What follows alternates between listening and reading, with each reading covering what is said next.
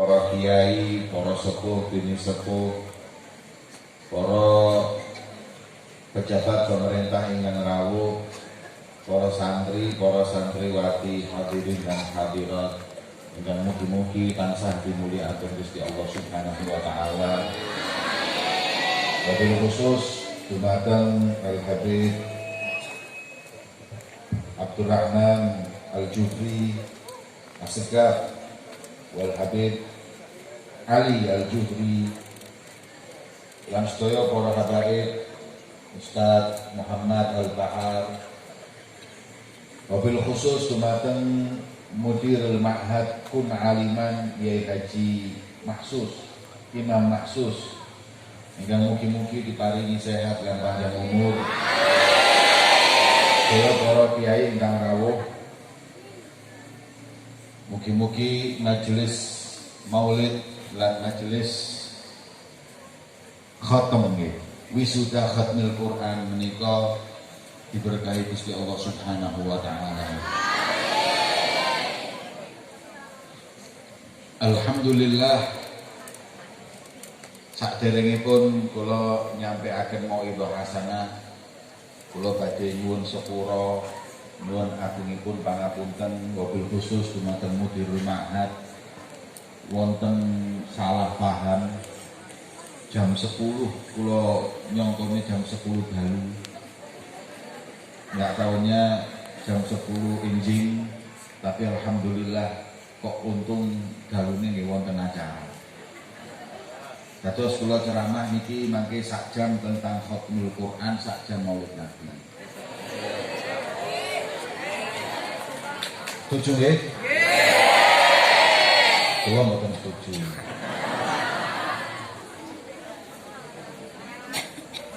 Alhamdulillah Gusti Allah Subhanahu wa taala maringi kenikmatan ingkang ageng dhateng para santri santriwati ingkang saged menyelesaikan mengkhatamkan Al-Quran hifdzan secara hafalan yang insya Allah diberkahi Allah Subhanahu wa taala. Al-Quran itu adalah sebagian dari mukjizat Gusti Kanjeng Nabi Muhammad sallallahu alaihi wasallam. Dan di antaranya Allah berfirman, laqad yassarnal Qur'ana fi dzikri fahal min muddakir. Memang Quran niku mukjizat. Sebabe napa? Gampang diapalno. Mukjizat. Sampeyan boten saged nemoni umat-umat terdahulu yang bisa menghafalkan ayat-ayat atau kitab suci nabinya kaono. Mubeng sak donya sing ngapal Injil kaono. Mubeng sak donya sing ngapal Zabur kaono. Yang apal Weda enggak ada. Tapi nek apal Quran jaluk kerang lusin. Ini adalah bagian dari mukjizat. Allah Subhanahu wa taala berfirman, aku memang mudahkan Quran untuk dihafal. Tapi ye hati-hati, Quran ye gampang hilang. Makanya dawuh Kanjeng Nabi, aku enggak tahu dosa yang besar, yang paling besar seperti orang yang diberi hafalan Quran kemudian melupakannya. Mugi-mugi kang sampun dianugerahi Gusti Allah apal Quran niki, insya Allah apal sampai meninggal husnul khotimah. Keutamaan yang berkaitan dengan Al-Quran ini banyak, bukan cuma sekedar menghafalkan. Sing pertama niku fadilah, keutamaan yang berkaitan dengan Quran itu adalah taklim wa ta'allum. Sebagaimana dawuh Kanjeng Nabi, khairukum man ta'allamal Qur'an wa 'allama. Tidak ada orang di muka bumi ini yang profesinya lebih mulia daripada orang yang ngajar Quran dan belajar Quran. Itu profesi paling baik. Kalah wis gubernur kalah. Presiden kalah. Khairukum isim tafdil khairun. Paling afdolnya orang di antara kalian itu bukan yang tinggi jabatannya, yang banyak hartanya, enggak. Yang ta'allamal Quran, sing ngaji Quran, belajar Quran, wa 'allamah, yang mengajarkan Quran. Itu profesi yang paling mulia di muka bumi ini. Nek kadang-kadang kurang diregani. Guru ngaji ini kurang diregani. Ngajar komputer, ngajar bahasa Inggris gak jelas, itu gajinya larang. Ngajar tajwid Quran,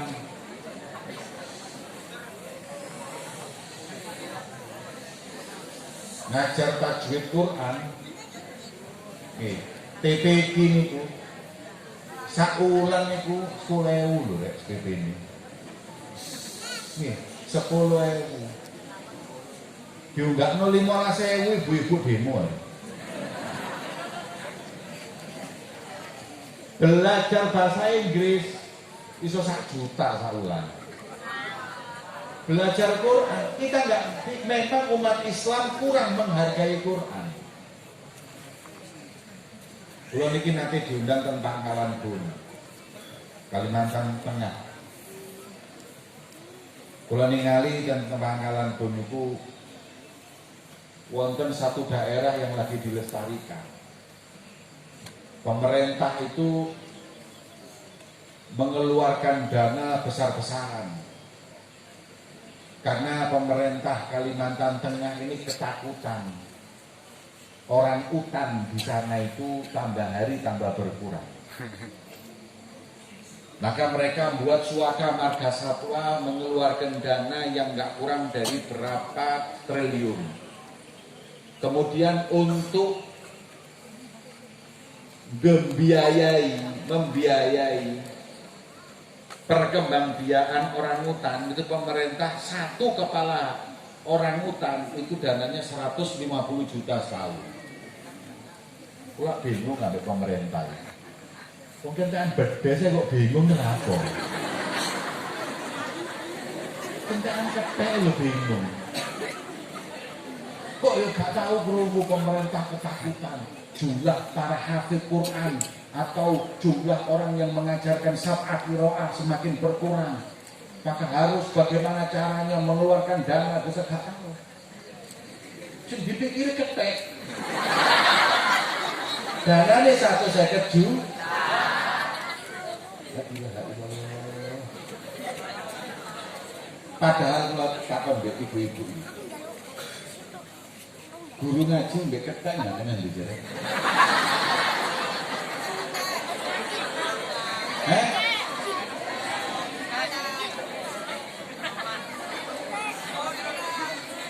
Manfaat di ketek mbek guru ngaji.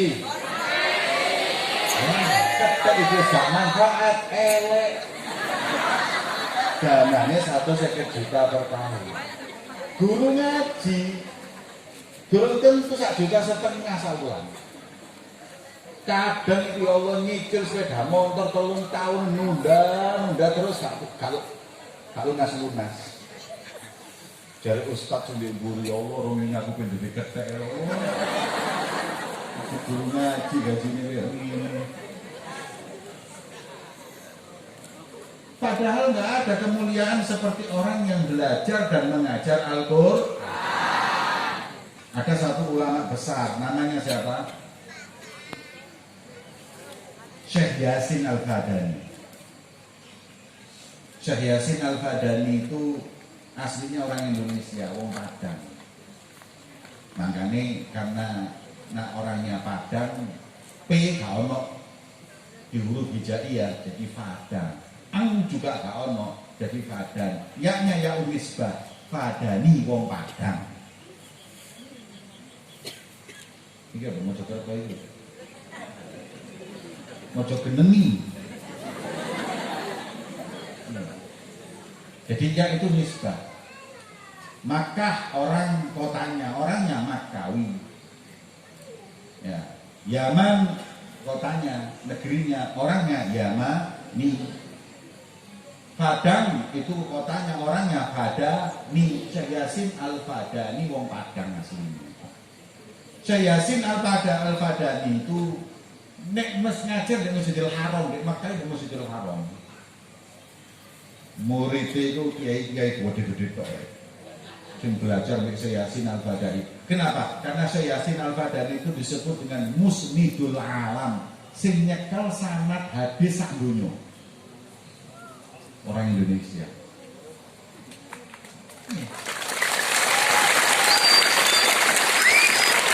Termasuk guru saya Habib Umar bin Habib, termasuk Syekh Muhammad bin Alwi Al-Maliki mengambil hadis dari beliau Syekh Yasin ini.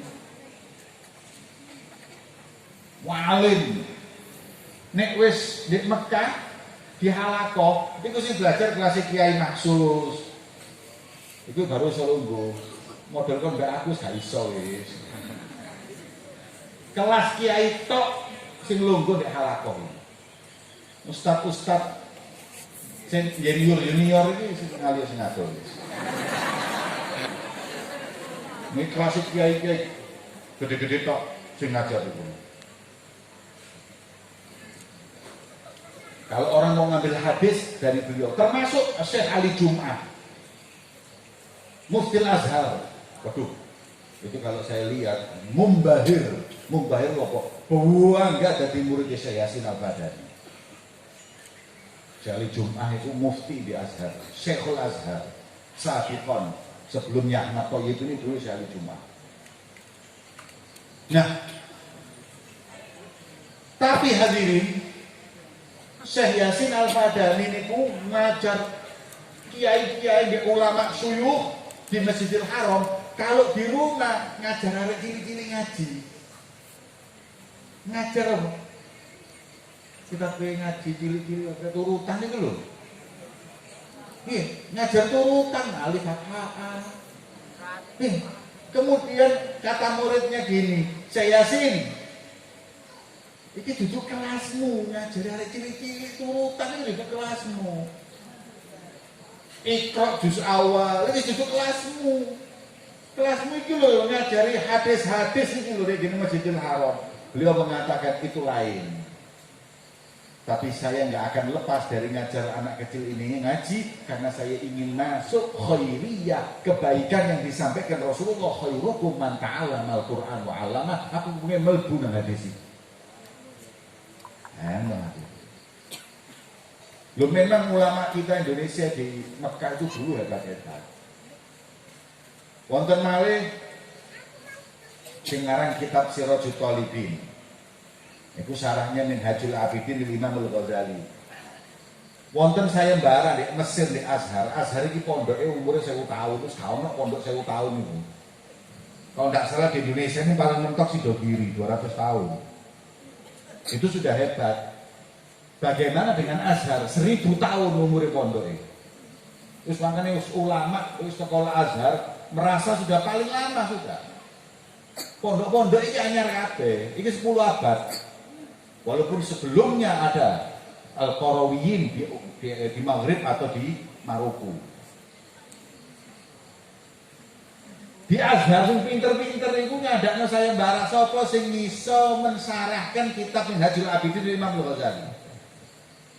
Subhanallah. Yai Ihsan Jampes nulis ketika oleh Masyaikhul Azhar dilihat cukup sambayar ditutup, sayembara ditutup. Terus gak usah nyarah no, cukup apa yang disyarahkan Kiai Ihsan untuk kitab Minhajul Abidin dari Imam Al-Ghazali 2 jilid. Wong Indonesia Kediri iso menang di Mekah. Lainnya lagi ada lagi. Nah iki rada ado. Kitabnya namanya Mauhibah bil Fadl, yang mensarahkan kitab 3-4 jilid Muqaddimah Hadramiyah yang disarahkan Minhajul Qawim oleh Imam Hajar, Ibn Hajar, dihasiahkan. Namanya kitab Mauhibah bil Fadl.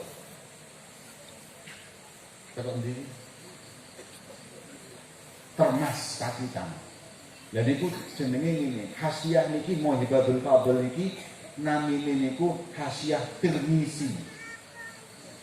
Tirmizi, kalau pas ngaji teng Tahrim itu, ngaji teng Mufti Tahrim.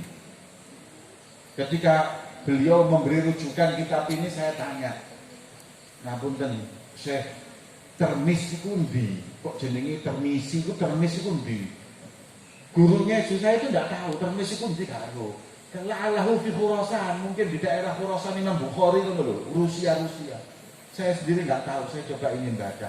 Kalau kok penasaran, disirik termis ini. Tak utuh termis, termas pacitan di bari.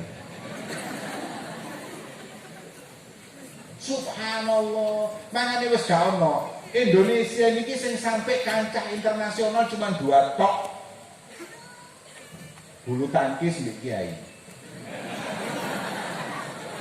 Liyane wis gak ono sing menang belas bal-balan maneh ngentekno dhuwit tok wis gak tau menang.